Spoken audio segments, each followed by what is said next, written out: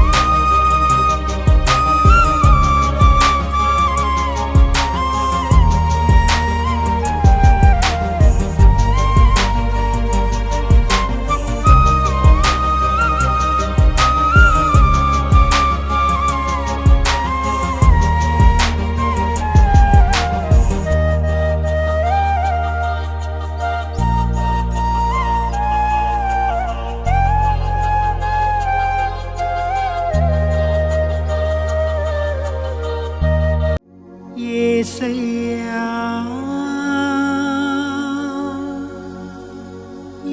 యేసయ్యా యేసయ్యా యేసయ్యా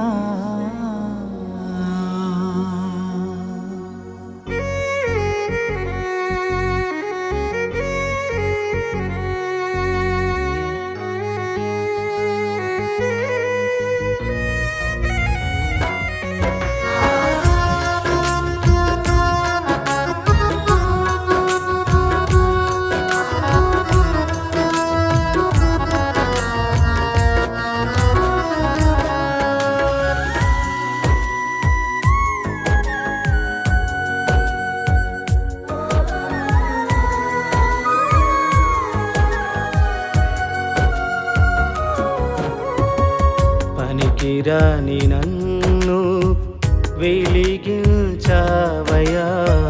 మండుచున్న అగ్నివాలే నన్ను చేసావయ్యా. పనికిరాని నన్ను వెలిగించావయ్యా, మండుచున్న అగ్నివాలే నన్ను చేసావయ్యా. ఏమిచ్చి నీ రుణం తీర్చగలనయ్యా, మరణము వరకు నీ సాక్షిగా బ్రతికెదనయ్యా.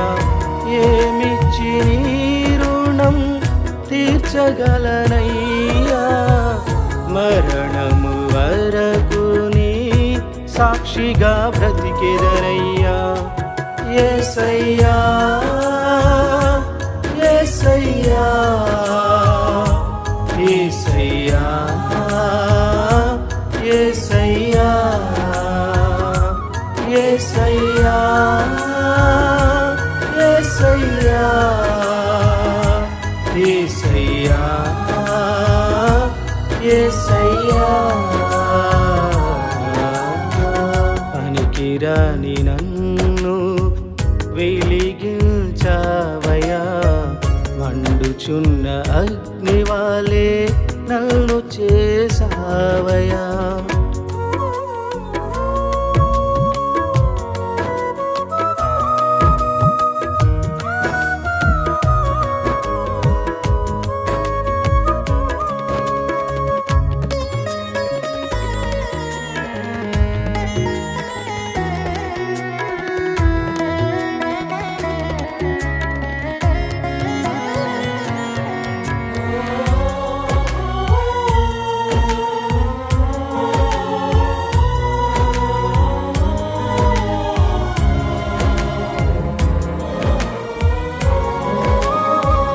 లోకానికి వేరుగా ఏర్పరచుకున్నావు, నీ సేవ చేయ భాగ్యం నాకు ఇచ్చినావు.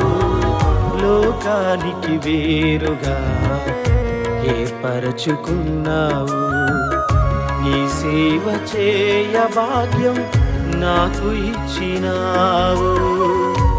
ఏమిచ్చి నీ రుణం తీర్చగలనయ్యా, మరణము వరకు నీ సాక్షిగా బ్రతికెదనయ్యా. ఏమిచ్చి నీ రుణం తీర్చగలనయ్యా.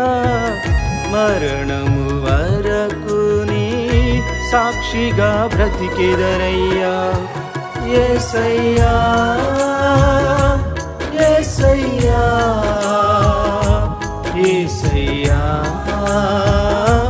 యేసయ్యా యేసయ్యా యేసయ్యా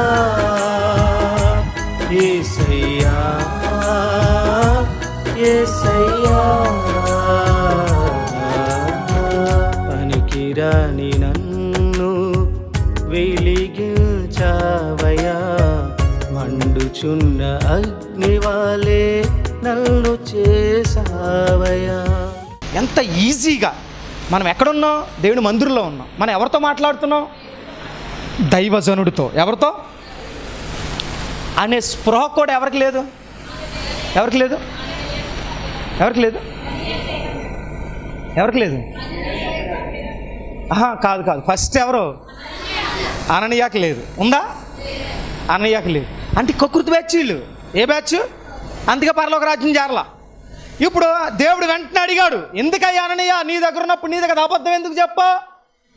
మిగతా వాళ్ళందరూ పనికిమాలోళ్ళ, ఇచ్చేవాళ్ళందరూ పనికిమాలోళ్ళ, దేవుని ఖర్చు పెట్టేవాళ్ళందరూ పనికిమాలోళ్ళ, నువ్వంత గొప్పోడువా? ఈ అబద్ధం చెప్పో అనగానే అక్కడికక్కడే కూలి ఏమైపోయాడంట? నువ్వెవరిని మోసం చేసావు? ఎవరు మోసం చేసావు? దేవుని మనిషిని కాదు, దైవజనుని కాదు. గుర్తుపెట్టుకోండి. చాలామంది అనుకుంటారు మేము దైవజనుడికి అబద్ధం చెప్పేసామండి, దైవజనుడు మోసం చేసేసామండి. గుర్తుపెట్టుకో, నువ్వు దైవజనుడిని మోసం చేయొచ్చు, దైవజనుడి దగ్గర అబద్ధం చెప్పొచ్చు, కానీ నువ్వు అబద్ధం చెప్పింది ఈ అల్పఘటన దగ్గర కాదు, ఈయనలో ఉన్న ఎవరి దగ్గర? ఎవరి దగ్గర? నువ్వు ఒక దైవజనుడిని మోసం చేస్తే దేవుడు మోసం చేసినట్టు, ఒక ఆత్మ కలిగిన దైవజనుడికి అబద్ధం చెప్తే దేవుని దగ్గర అబద్ధం చెప్పినట్టు. కొద్దిసేపటి తర్వాత ఎవరు వచ్చారంట? సప్పీరా వచ్చింది. ఎందుకని ముందు అయ్యగారికి ట్రైనింగ్ ఇచ్చి పంపించింది.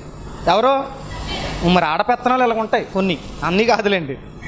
సప్పీరా గారు ట్రైనింగ్ ఇచ్చి పంపించారు. ముందు మీరు వెళ్ళండి, నేను స్త్రీని కదా కొంచెం తొందరగా దొరికిపోతాను, మీరు వెళ్ళండి. పైగా నేనంటే కొంచెం స్ట్రాంగ్గా అబద్ధం చెప్తాను, మీరు మగాళ్ళు కదా చెప్పలేరని అయ్యగారికి ట్రైనింగ్ ఇచ్చి పంపించింది. ఆడ అబద్ధం చెప్పాడు, కింద పడ్డాడు, ఈడ్చి పడేయారు బయటికి. కొంతసేపటి తర్వాత ఎవరు వెళ్ళారట? పోనీ వీడికి ఆలోచన రావాలి కదా, ముందెళ్ళి మా ఆయన ఇంకా రాలేదేంటి, ఉన్నాడా పోయాడో, అసలు అబద్ధం చెప్పు. పేతురు అంటే గొప్ప దైవజనుడు, ఆత్మ కలిగిన దైవజనుడు, ఆయన దగ్గర కూడా అబద్ధం చెప్పించాను, ఏదైనా జరిగిందంటావా అని అనుమానం కూడా ఎవరికి రాలా? అంటే ఎవరంటే భయం లేదు అంటే నేను అనుకుంటాను, బహుశా సప్పీరలుగా అనుకుని ఉంటుంది. ఏమనంటే అబద్ధం చెప్తే ఏమైంది, దైవజనుడి దగ్గర అబద్ధం చెప్తే కొంపలు మునిగిపోతాయి ఏంటి, ఏం కాదులే పాస్టర్స్ అందరూ అంటే కామన్, ఎంతమందిని చూడాలా అని ఎవరు అనుకుని ఉంటారు. ఈ రోజున కూడా దైవజనుడు అంటే కొంతమంది చులకన, సప్పీరాలాగా. జాగ్రత్త, పోయే కాలం దాపరించే వాళ్ళు ఖచ్చితంగా సప్పీరాలంటే ఆలోచనలు ఉంటాయి. తర్వాత సప్పీరా వచ్చింది. సప్పీరా వచ్చిన తర్వాత ఆమెను కూడా అడిగాడు, అమ్మా ఎంతగా అమ్మితివా అని అడిగాడు ఆయన. అప్పుడైనా ఏమండి మీ ఇందాక మా ఆయన గారు వచ్చారు చూసారా అడగాలి కదా. అంటే ఆడు ఎక్కడ చచ్చాడో, ఉన్నాడో లేదో, కొంపకి రాలేదు వీడు, అడగాలి కదండి. అసలు ఆడు ఏమైపోయాడో కూడా అవసరం లేదు వీడికి. ఎవరికే? సప్పీరాకి అసలు అవసరమే లేదు. ఆడు ఎక్కడో చోట చచ్చాడులే అనుకుని ఉంటుంది బహుశా. అనుకుని ఇక్కడికి వచ్చింది, పాస్ గారి దగ్గరికి వచ్చింది. అక్కడికి వచ్చినప్పుడైనా నేను పంపించింది ఎవరి దగ్గరికి? ఒకసారి మందిర పరిసర వాతావరణం అంతా ఒకసారి పరీక్షించాలి కదా. పరీక్షించలా, వచ్చేసింది డైరెక్ట్గా అబద్ధం ఎందుకంటే అబద్ధం చెప్పాలని ఆలోచన వచ్చినప్పుడు మిగతా ఆలోచనలు తట్టవు. ఎందుకంటే ఫోకస్ అంతా అబద్ధాన్ని ఎలా చెప్పాలో ప్రాక్టీస్ చేసుకుంటూ వెళ్తారు. లోకాసు వార్త బైబిల్కి ప్రాక్టీస్ చేసారు లేదు తెలియదు, కానీ అబద్ధం మాత్రం బాగా ప్రాక్టీస్ చేసుకుంటూ వెళ్తారు. దీంట్లో సందేహం ఏం లేదు. చక్కగా ప్రాక్టీస్ చేసుకుంటూ వెళ్ళింది ఎవరో? సప్పీరా. ప్రాక్టీస్ చేసుకుంటూ వెళ్ళింది కాబట్టి మిగతా ఏ ఆలోచనలు ఉండవు. అబద్ధం చెప్పాలనుకునే ఆలోచనతో వచ్చినోడికి దేని మీద మైండ్ సెట్ ఉండదు, ఆ ఒక్క అబద్ధం మీద. నమ్ముతారా నమ్మరా? పర్లేదంట, చెప్పగలనా చెప్పలేనా, చెప్పిన తర్వాత అనుమానం రాదు కదా అని ఆలోచనలు ఖచ్చితంగా ఈ చెప్పేవాళ్ళు ఉంటాయి ఉండవా? మీకెలా తెలుసు? ఆలోచించండి. సరే మీరు అలాంటి వాళ్ళు కాదులేండి, మంచోళ్ళు కదా, దేవునికే ఎరుక. సరే విషయం ఏంటంటే వచ్చింది, ఆయన వెంటనే అడిగాడు, అమ్మా ఎంతకమ్మావా అంటే ఈవిడ ఇంకా స్ట్రాంగ్గా చెప్పింది. అయ్యో అయ్యగారు అసలు నేనేంటి, నా విశ్వాసం ఏంటి, సప్పీర్ అంటే ఏమనుకుంటున్నారు, అన్న లెవెల్లో చెప్పింది ఎవరు? సప్పేరా అనేసరికి మనసులో పేతురు భవిష్యాలుగా అనుకుని ఉంటాడు, నీకు కూడా దగ్గర పడిపోయిన రోజులు, అందుకే నువ్వన్నా నిజం చెప్తావు, నువ్వన్నా బ్రతుకుతావేమో అని ఆలోచన చేశాను, కానీ అలాగే నువ్వు చచ్చిపో అనలా. కానీ ఆయన మనసులో అనుకున్నాడు, నీకు కూడా రోజులు దగ్గర పడిపోయి ఇంకేం చేద్దాం అనుకున్నాడు. అలా అబద్ధం చెప్పింది. ఎందుకమ్మా మీ ఇద్దరు కలిసి మోసగించి ఏకీపించి దేవుడు మోసగించి ఇలా కక్కుర్తి బ్యాచ్ అయిపోయారు అని అనుకున్నాడు. అనడంతోనే కింద పడిపోయాడు. యవనస్తులు రెడీగా ఉన్నారు, ఈడ్చి పాడేశారు బయటికి. పరలోకం వెళ్ళారా? ఇంతకాలం సేవకుని వెంబడించారు, ఇంతకాలం దైవజనుడి దగ్గర ఉన్నారు, ఇంతకాలం మందిరంలో పరిచయం చేశారు, కానీ ఒక్కసారి పడిన కక్కుర్తి వాళ్ళ జీవితాన్ని ఏం చేసింది? బాగాలేదు. దేవునికి ఇచ్చే విషయంలో ఎప్పుడైనా కక్కుర్తి పడ్డామా? ఈరోజు దశమభాగం పక్క తీసిన తర్వాత కక్కుర్తి వచ్చేసి ఎందుకులే ఇంత ఇవ్వాలంటావని చెప్పి లోపల ఏడేసుకున్నావు ఎప్పుడన్నా? అది లేదు ఇది లేదు అంటే ఏంటి? అది తీస్తే కదా అనుకోవడానికి కొంతమంది. మనం ఎప్పుడు తీయాలా? వచ్చిందంతా నీకే. జలగ బ్యాచ్ ఉంటారు కొంతమంది. జలగ ఏమంటుందంట? తృప్తి ఉండదంటండి జలక్కి. నిజం, బైబిల్ ఉంది. నేను శ్యామ్ గారు చెప్పలేదు, బైబిల్ ఉందా లేదా? సామెతల గ్రంథంలో ఉంది. జలగకి 2 కూతుర్లు ఉన్నారట. 2 కూడా ఒకే పేరట. మళ్ళా వేరు పేర్లు ఏమి లేవు, ఒకటే పేరు. ఏంటి? డబ్బుతో చచ్చిపోయే వాళ్ళకి ఒకటే, ధనం డబ్బు. ఇంకా తృప్తి ఉండదు కొంతమందికి. ఇమ్ము రాని ఏం సంపాదించుకుంటాం? ఆఖరికి రక్తం తాగి ఎవడో ఒకటి తొక్కాక ఆ రక్తం కక్కుని చచ్చిపోద్ది. నిజం కదా? ఇప్పుడు జలగ రక్తం తాగుతుందండి, ఎవడో ఒకటి ఒళ్ళు మండి ఏం చేస్తాడు దాన్ని? ఆ తొక్కినప్పుడు లేకపోతే కొట్టినప్పుడు ఆ రక్తం అంతా మళ్ళీ ఎక్కడికి వస్తుంది? నువ్వు ధనాన్ని బట్టుకెళ్ళి ఆ ధనం నీతో రాదు. అందుకే చచ్చినప్పుడు చిల్లర వేసుకుని వెళ్తారు. ఎందుకు అనుకుంటున్నారు? అరే బాబు ఈ చిల్లర రూపాయి కూడా పట్టుకెళ్ళవు, కట్టలు దాచుకుని రోజు వచ్చి బీరువాలో అమ్మ కళ్ళు కద్దుకున్నా కదా. అప్పుడప్పుడు రోజు కళ్ళ పెట్టి తీయడం, కళ్ళు కద్దుకోవడం, లేదా పోపులు పెట్టి తీయడం, కళ్ళు కద్దుకోవడం. మళ్ళీ మీకు ఆలోచించండి, ఆ పెట్టిలో ప్రత్యేకంగా ఒక పెట్టు రోజు చూసుకుని మురిసిపోతూ ఉంటారు కొంతమంది. కొత్త నోట్లు దాచుకుంటారు కొంతమంది, తెలుసా మీకు? కొత్త నోట్లు ఏం చేసుకుంటావు? కొత్త నోట్లు దాచుకుని మళ్ళీ ఖర్చు పెట్టాలి నువ్వు. ఆ కొత్త నోట్లు దాచుకుని రోజు వచ్చి ఎంత అందంగా ఉన్నా ఖర్చులు పెట్టాల్సిందే. అదేం పెరగదు, దాని కాస్ట్ ఏం పెరగదుగా. అదేదో దేవుని సేవకు ఇవ్వచ్చు కదా, దేవుని పరిచర్య చేయొచ్చు కదా, దేవుని కొరకు ఖర్చు చేయొచ్చు కదా. అందుకే బైబిల్లో ఉంది, దేవుని కొరకు కాక అనే మాటలు ఎంత అర్థం ఉందో తెలుసా మీకు? ఎంత అర్థమో తెలుసా? దేవుని కొరకు కాక అంటే అర్థం ఏంటంటే ఎవరి కొరకు సంపాదించాలని. అంటే మనం ఎవరి కొరకు సంపాదించాలట? మరి ఆ మాటలు అదే కదండి అర్థం. అంటే నేను ఎప్పుడు అంటాను, నాకు ఎంత వచ్చినా నేను దేనికి ఖర్చు పెడతానా? ప్రభు నాకు ఇవ్వు, నీ కొరకు నేను ఖర్చు పెడతాను. ఇస్తున్నా, ఖర్చు పెడతాను. కొన్నిసార్లు నువ్వు ఇవ్వకపోయినా ఖర్చు పెడతాను ప్రభు, నువ్వు ఇవ్వలేదు నేనేమో ఆగిపోను అంటాను ప్రభుతో. అంటే ఎంతసేపు ఇమ్ము కాదు, నేను కూడా ఇస్తాను ప్రభువా అంటాను. జలగ బ్యాచ్ అయితే ఇమ్ము అంటారు. జలగ కాకుండా అయితే నీ కూడా ఇస్తాను ప్రభువా, నీ పరిచయం ఖర్చు పెడతాను ప్రభువా అనే బ్యాచ్. కాబట్టి చివరిగా నేను చెప్పే మాట ఏంటంటే, లోబులు కూడా ఎక్కడ చేరరు అంటే దేవుని సమయాన్ని దొంగిలించేవాళ్ళు. 2, దేవుని పరిచర్యకు ఖర్చు పెట్టకుండా తమ సొంత విలాసాలకు అవసరాలకు ఖర్చు చేస్తున్న వాళ్ళు. మీకు అర్థమైందా? మూడవది దశమ భాగం ఇవ్వకుండా దొంగిలించేవాళ్ళు, కక్కుర్తి పడేవాళ్ళు. ఎక్కడ చేరరు? మొన్న ఒక ఆయన ఎప్పుడో కానీ ఒక ఆయన టీవీ వర్తమానం చూసి ప్రశ్నించాడు. ఇలాంటి వర్తమానం విని ప్రశ్నించాడు, ఈ పాస్టర్ గారు ఇప్పుడు దశమ భాగాల గురించి పాస్టర్లు అందరూ చెప్తారండి, వీళ్ళు మాత్రం బాగా సంపాదించుకుంటారు అని అంటే అన్న ఒకసారి రిప్లై ఇచ్చాడు, సేవకుడి గురించి తెలిస్తే మాట్లాడండి సార్, తెలియకపోతే కాముగా ఉండండి. మా దైవజనుల గురించి మీకేం తెలుసు అని మాట్లాడుతున్నారు. దేవుని కొరకు తమ సమస్త ఆస్తిని కూడా దేవుని సువార్త కొరకు ఆయన ఖర్చు పెట్టిన అనుభవాలు, అమ్ముకున్న అనుభవాలు ఆయనకు ఉన్నాయి అని చెప్పి ఆయన మాట్లాడారు. ఎందుకంటే ఈ వర్తమానాలు మీకు చెప్పేటప్పుడు ముందు ఎవరు ఫాలో అయ్యి ఉండాలా? దశమ భాగం మీకు ఇమ్మని చెప్పినప్పుడు ముందు ఎవరు ఫాలో అయ్యి ఉండాలా? దేవుని కొరకు మీ సమస్తాన్ని వెచ్చించండి అని మీకు చెప్పే ముందు ఎవరు ఫాలో అయ్యి ఉండాలా? ఇప్పుడు నేను సంపాదించుకున్నానా, దేవుని కొరకు ఖర్చు చేశానా? మీరే సాక్ష్యం. ఒకవేళ టీవీ వర్తమానం ద్వారా వినేవాళ్ళకి మీ సేవకుడి గురించి తెలియకపోవచ్చు, టీవీ వర్తమానం ద్వారా యూట్యూబ్ ద్వారా వర్తమానం వినేవాళ్ళకి మీ దైవజనుడి వాల్యూ తెలియకపోవచ్చు, కానీ ఇక్కడ కూర్చుని వినే మీకు నా పర్సనల్, నా వ్యక్తిగత జీవితం, నేను దేవుని కొరకు పడే ప్రయాస, పెట్టే ఖర్చు, అమ్ముకున్న ఆస్తులు, అమ్ముకున్న ల్యాండ్స్, ఇవన్నీ మీకు మాత్రం తెలుసు. సో నేను ధైర్యంగా బల్లగుద్ది చెప్పగలను దర్శనం భాగం ఇమ్మని, బల్లగుద్ది చెప్పగలను ప్రభు కొరకు ఖర్చు పెట్టమని, బల్లగుద్ది చెప్పగలను మీ సమస్తము దేవుని సువార్త కొరకు ఇచ్చేయమని చెప్పగలను, చెయ్యగలను. అర్థమైందా?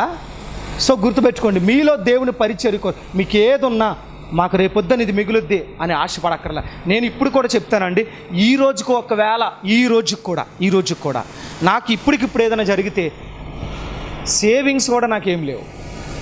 1,00,000 రూపాయలు ఎవడో తెచ్చేవాల్సిందే. కానీ నా ధైర్యం ఏంటి తెలుసా? నాకేం జరిగినా ఎవరు చూసుకుంటారు? ఏమండి, నేను అనుకుంటాను చిన్న చిన్న యాక్సిడెంట్లు అయిన వాళ్ళు మూలబడిపోయారండి. ఎన్ని భయంకరమైన యాక్సిడెంట్లు మీ కళ్ళ ముందు మీ సేవకుడికి జరిగాయి. ఏ రోజైనా చిన్న స్క్రాచ్ పడకుండా లేదా భయంకరమైన సంఘటన జరగకుండా మీ ముందు నేను నిలబడలేదా? ఎందుకు? నన్ను ఎప్పటి వరకు వాడుకోవాలి ఆయనకి తెలుసు. నాకు దగ్గర డబ్బులు ఉన్నాయి లేదా ఆయనకి తెలుసు. నేను ఇస్తున్నాను లేదా ఆయనకి తెలుసు. ఒకవేళ మిమ్మల్ని మెప్పించడానికి నేను చెప్పొచ్చేమో, నేను ఏదైనా చేస్తే మిమ్మల్ని మెప్పించడానికి నేను చెప్పకూడదు. నేను ఒక విషయంలో సంతోషపడతాను, ఎప్పుడైనా నా సంతోషాన్ని షేర్ చేసుకోవాలనుకుంటాను, కానీ నా కష్టాన్ని, నష్టాన్ని ఎవరితో షేర్ చేసుకోవాలనుకోను సాధ్యమైనంత వరకు. ఎందుకో తెలుసా? ఒక దైవజనుడికి నేను ఏం చేశానది ఎవరికి తెలియాలా? నా దేవుని తెలిస్తే చాలు, మీకు తెలియాల్సిన అవసరం లేదు. కానీ కొన్ని సందర్భాలు ఎందుకు చెప్తాం అని అంటే, మీకు ప్రేరేపణ కోసం మాత్రం, మిమ్మల్ని ప్రేరేపించడానికి, దేవుళ్ళో బలపరచడానికి, మీరు కూడా ఇలా చేయండి అని చెప్పడానికి కొన్నిసార్లు సాక్ష్యాలు చెప్తాం. మీకు అర్థమవుతుందా? సో గుర్తుపెట్టుకోండి, ఏది మీది అనుకోవడానికి వీలు లేదు. నాకు ఏది ఇచ్చినా అది ఎవరి కొరకు?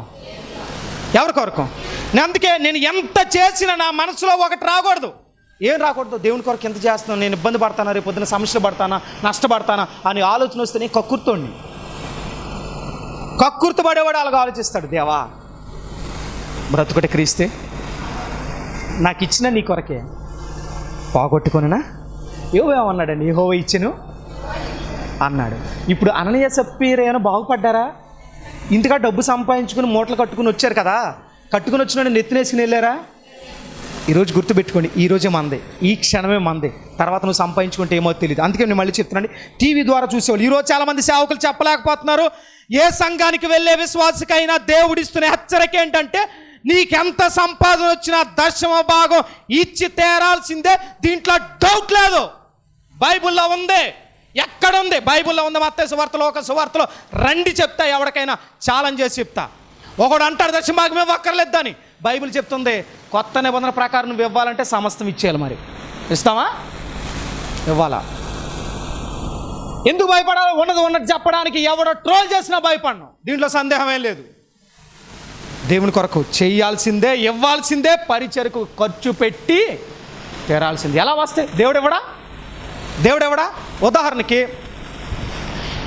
ఈ బాటిల్లో నీళ్ళు ఉన్నాయి, ఖాళీ చేస్తే కొత్త వాటర్ వస్తుందా? ఇలాగే ఉంటే కొత్త వాటర్ వస్తుందా? అంటే చేసే కొద్దీ మళ్ళీ నేను తాగే కొద్దీ మీరు ఏం చేస్తూ ఉంటారు? నేను తాకపోతే మీరు పోయగలరా? 2 రోజులు 3 రోజుల తర్వాత కంపు కొడదు కదా. నువ్వు ఖర్చు పెట్టి చూడు, దేవుడు ఇవ్వకపోతే నన్ను అడుగు. ఇస్తాడని ఇవ్వద్దు, కానీ దేవుని కొరకు చేసి చూడు. నీ కోట నింపే బాధ్యత అయిందే, నీ పరిస్థితులు నింపే బాధ్యత అయిందే, నీ పెట్టె నింపే బాధ్యత అయిందే, నీ పరిస్థితులు మార్చగలిగేది కూడా ఆయన బాధ్యతే. కానీ ఇక్కడ నుంచి ఇవ్వండి, ఇక్కడ నుంచి పరిచర్య చేయండి. ఎక్కడా కూడా పిసినార్తనం కావాలి, నేనేమైపోతాను, నా బిడ్డలు ఏమైపోతాను. నువ్వు ఎప్పుడైతే ఆలోచన చేసి ఖచ్చితంగా నువ్వు ఏది అనుకుంటున్నావు ఆ నష్టం జరిగి తీరుతుంది. సమృద్ధిగా కావాలనంటే బైబిల్ ఏం తెలుసా? సమృద్ధిగా విత్తువాడు ఎలా కోస్తాడంట? కాదు, సమృద్ధిగా విత్తువాడు సమృద్ధిగానే కోసుకుంటాడంట. ఎలా కోసుకుంటాడు? మీరు చెప్పే పాయింట్ అంటే కన్నీళ్ళతో విత్తువాడు సంతోషగానంతో కోస్తాడు, ఆ పాయింట్ వేరు. కానీ సమృద్ధిగా విత్తువాడు సమృద్ధిగా కోసుకుంటాడంట. కొంచెం విత్తువాడు చెప్పండి, కొంచెమే కోసుకుంటాడు. మీకు అర్థమైందా? ఇప్పుడు షర్ట్ కొట్టడానికి సమృద్ధిగా నాకు సరిపడగా క్లాత్ ఇచ్చాననుకోండి, సమృద్ధిగా కొడతాడు. ఇంత మొక్క ఇచ్చాననుకోండి, ఈ పాకెట్ వరకు కొడతాడు. షర్ట్ ఎక్కడ వేసుకోవాలా? మీకు అర్థమైందా? అర్థం అవ్వలేదా? అప్పుడు జాకెట్ అంటారు దాన్ని, షర్ట్ అంటారు దాన్ని. ఎరా ఎలా కుట్టావేరా అని అడిగామనుకో, నువ్వు ఎంత ఇచ్చావురా? ఎంత ఇచ్చావు? షర్ట్కి ఎంత కొలత కావాలో తెలుసా నీకు? అన్ని మీటర్లు ఇవ్వాలా? అన్ని మీటర్లు ఇవ్వకుండా చెప్పండి, జాకెట్ లెవెల్ ఇచ్చా, నేను అదే కుట్టాను. నేను అడిగితే ఏమన్నా సరిపెట్టుకో అన్నావు, అందుకే సరిపెట్టుకునే కుట్టా. దేవుడు కూడా అదే అంటాడు. నువ్వు సమృద్ధిగా విత్తు, దేవుడు సమృద్ధిగా. ఇప్పుడు చెప్పండి, మనం సమృద్ధిగా కొంతమంది సమృద్ధికి ప్రభువా నేను కొంచెమే విత్తుతాను ప్రభువా, కొంచెం విత్తితే కొంచెమే ఇస్తాడు దేవుడు కూడా. సమృద్ధిగా విత్తు, సమృద్ధిగా కోస్తావు. ఇప్పుడు చెప్పండి, పిసినారితనంగా ఉంటే ఎక్కడ చేరరంట? గట్టిగా చెప్పండి. ఇప్పుడు మీలో ఎంతమంది వెళ్దాం అనుకుంటున్నారు? మనసులో అనుకోండి, వెళ్తామని అనుకుంటున్నారు. ఒకవేళ ఇప్పుడు వరకు చాలామంది వెళ్ళాం ప్రభు, దర్శనం బాగా లేవలేదుగా, చాలా బాగా లేవలేదు కదా ప్రభు, ఇప్పుడైనా ఏం చేయాలా? అద్దం ముందు పెట్టా. శ్యామం తిట్టుకుంటారా, అద్దం తిట్టుకుంటారా? నేను పట్టుకున్న పాలేరునండి, నన్ను ఎందుకు తిట్టుకోవాలా? మాట్లాడేది ఎవరు? నేను పట్టుకున్నాను అద్దాన్ని. ఇప్పుడు మీరేం చేయాలా? ఇప్పుడు మనస్ఫూర్తిగా మీలో ఎంతమంది సరి చేసుకుందాం అనుకుంటున్నారు? ఇది చూపించండి. ఇప్పుడు మీరు మీ తీర్మానం గట్టిదో కాదో నాకు తెలుస్తుంది. రెండోది దేవుడికి తెలుస్తుంది. ఏమి ఎవరు తెలుసు? మీరు 1000 సంపాదించి 500 సంపాదించండి, ఇదిగోండి 50 రూపాయలు నేనేం చేయగలను? అమ్మ సైతానా అంటాడు దేవుడు పైనుంచి. నేను అన్నాం, ఎందుకంటే నాకు తెలియదు కదా. నేనేమంటాను, పాస్టర్ గారు నేను కూలి పనికి వెళ్ళానండి 500, నువ్వు 1000 సంపాదించావు, నీ పక్కోడు తెలుసు, దేవుడు తెలుసు, సైతాన్ గాడికి తెలుసు, నాకు తెలియదుగా. కాబట్టి యథార్థంగా ఉందో, యథార్థంగా దేవుని కార్యాలు మన జీవితాల్లో ఆహ్వానిద్దాం. ఖచ్చితంగా చెప్తానండి, సమృద్ధిగా విత్తువాడు సమృద్ధిగా పంటకు వస్తాడు. నేను మళ్ళీ చెప్తాను, సమృద్ధిగా విత్తిన వెంటనే ఇప్పుడు పంట రాదండి. ఇప్పుడు ఇది సీజన్ కదండి, ఇప్పుడు ఆకుమడి వేస్తారు. ఆకుమడి వేసినోడు ఏ నెలలోకి వస్తాడు తెలుసా? డిసెంబర్ నెలలో, జనవరి నెలలో, నవంబర్ నుంచి కోతలు స్టార్ట్ అవుతాయి. అంటే 6 నెలల సమయం పట్టలేదా? నువ్వు ఈరోజు విత్తి ఈరోజు ఎక్స్పెక్ట్ చేయకు, ఈరోజు విత్తి వదిలే ఒకరోజు సమృద్ధిగా పంట కోసుకునే రోజు వస్తుంది. మీరు బాగా ఆలోచించండి, నువ్వు ఈరోజు కొంచెమే ఇస్తావు, కానీ కోసేది మాత్రం విస్తారంగా దేవుడు ఇస్తాడు. కానీ ఆ విత్తేది ఎలా ఇస్తాడో తెలుసా? ఆనందగానంతో. ఎలా అంట? నువ్వు దేవుని కొరకు ఏది ఇచ్చినా మనస్ఫూర్తిగా సంతోషంతో ఇవ్వాలంట. పైకి నవ్వి లోపల ఏడుపు మొహం పెట్టకూడదు. అంటే వద్దది, అస్సలు వద్దు. అది ఇచ్చేవాళ్ళు చాలామంది ఉంటారండి. మీరు నవ్వునా చాలామంది అలా ఉంటారు. ఇక్కడ ఏడుపు, ఇక్కడ నవ్వు ఉంటుంది. దేవుడు అంటాడు, నువ్వు ఏడిస్తే ఇచ్చావు, నేను అలాగ ఇవ్వలేను కాబట్టి ఇవ్వనంటాడు. ఆయన సంతోషంగా నీకు ఇవ్వాలంటే నువ్వు కూడా ఎలా ఇవ్వాలా? ఇప్పుడు చెప్పండి, నీ పరిమళ సువాసన పాడు చేసేది ఏంటో తెలుసా? మూడవది లోబత్తం, పిసినారితనం. అలాంటిది ఏదైనా ఉంటే ఈరోజే ఏం చేసుకోవాలా? మోకరించండి, ప్రార్థన చేద్దాం ప్రభు చిత్తాన్ని బట్టి. ఒక నిమిషం, టీవీ ద్వారా వర్తమానం వింటున్న వాళ్ళైనా, కూడి వచ్చిన వాళ్ళైనా, ఒక్క నిమిషం మీ కళ్ళు మూసి హృదయాన్ని తెరవండి. దేవా, ఎన్నోసార్లు నా పరిస్థితుల్లో లోభత్వమే నా జీవితాన్ని నిలబడి చేసింది. సంతోషంతో నేను ఈ పరిచయం చేయలేకపోయాను. ఇప్పటివరకు నా సంపాదనలో నాకున్న కష్టాన్ని బట్టో, నాకున్న అప్పులను బట్టో, నాకున్న ఇబ్బందులు బట్టో ఇస్తే ఏమైపోతాననే భయంతో నా దశం భాగాన్ని ఇవ్వలేకపోయాను ప్రభువా. కానీ వాక్యం సెలవిస్తుంది, లోబి అయినా నీ రాజ్యం చేరడని, నీ రాజ్యానికి హక్కుదారుడు కాడని. కాబట్టి దేవా, ఇక నుంచి నేను ఆశీర్వదించబడలేకపోవడానికి కారణం నా లోభత్వమే. అననీయ సపీరా ఆశీర్వదించబడలేకపోవడానికి కారణం వాళ్ళ లోభత్వమే. ఇశ్రాయేలు ప్రజలు దీవించబడలేకపోవడానికి కారణం వాళ్ళ లోభత్వమే. ఈరోజు ఈ మాటలు వింటున్నప్పుడు కక్కుర్తి పడ్డాను ప్రభు. ఆదివారం పని వస్తే కక్కుర్తి పడిపోతా, కొంచెం జీతం ఎక్కువ వస్తే కక్కుర్తి పడిపోతా, నాకున్న దశమ భాగం కొంచెం వచ్చినా 1 రూపాయి కూడా దేవునికి ఇవ్వలేని పరిస్థితిలో ఉన్నా, దేవుని పరిచర్య కొరకు సంతోషం గుప్పులేపలేని పరిస్థితిలో ఉన్నా. ఈరోజు నాతోనే సూటుగా మాట్లాడవయ్యా, నా మేలు కొరకే. నేను దేవుని రాజ్యానికి చేరకుండా అడ్డుపడే ఆ లోభత్వాన్ని తొలగించుకోవాలని నీ వాక్యమని అద్దంలో నా బ్రతుకును చూపించావు. నా బ్రతుకును మార్చుకోవడానికి ఇష్టపడుతున్నా అనుకున్న వాళ్ళు చిన్న ప్రార్థన చేయండి. దైవజనుడిగా నేను ప్రార్థించడానికి ఇష్టపడుతున్నాను. మహాపరిశుద్ధుడా, మీ పరిశుద్ధ నామానికి వందనాలు. ఈరోజు మీరు తెలియపరిచి లేఖన సత్యంలో బడి స్తుతిస్తూ గణపరుస్తున్నాం. I am the rose of Sharon పొలంలో పూయబడిన పుష్పానుకున్న లక్షణం పరిమళ సువాసన. దానికి అడ్డొచ్చేది మరొక అంశం లోభత్వమే. ప్రభు, ఎన్నోసార్లు పిసినారితనంగా ఉన్నాం ప్రభు, ధనం విషయంలో పిసినారితనంగా ఉన్నాం. నీకు ఇచ్చే రాబడి విషయంలో ప్రభు, నీకు ఇచ్చే భాగాల విషయాల్లో, నీకు ఇచ్చే సమయం విషయంలో చాలాసార్లు పిసినారితనంగా ఉన్నానయ్యా. ఈరోజు నాతో మాట్లాడా. నేను దీవించబడలేకపోవడానికి, నా కుటుంబం శపించబడడానికి, ఆశీర్వాదం లేకపోవడానికి నీ భాగాలు దొంగిలించడమే, నీకు ఇవ్వాల్సిన ఇవ్వకపోవడమే, నీకు ఇవ్వాల్సిన ధనం ఇవ్వకపోవడమే, నీ పరిచయం ఖర్చు పెట్టాల్సినంత ఖర్చు పెట్టలేకపోవడమే, నీకు ఇవ్వాల్సిన ఆ భాగాన్ని అననీయ సప్పీరా వలె దొంగిలించను ప్రభువా. అందుకే ఈరోజు నాతో మాట్లాడు. ఇక నుంచి అలాంటి స్థితిగతి రానివ్వను ప్రభువా. నా దశం భాగాలు నీ సన్నిధికి తీసుకొస్తా. నీ సన్నిధిలో సమృద్ధి ఉండినట్లుగా, నీ పరిచర్యలో నిల్వ ఉండినట్లుగా, నా కుటుంబం విస్తారంగా కోసుకున్నట్లుగా అటువంటి గొప్ప ఆశీర్వాదంతో నన్ను నింపురు ప్రభువా. నీ రాజ్యానికి హక్కుదారుడుగా నన్ను మార్చు ప్రభువా.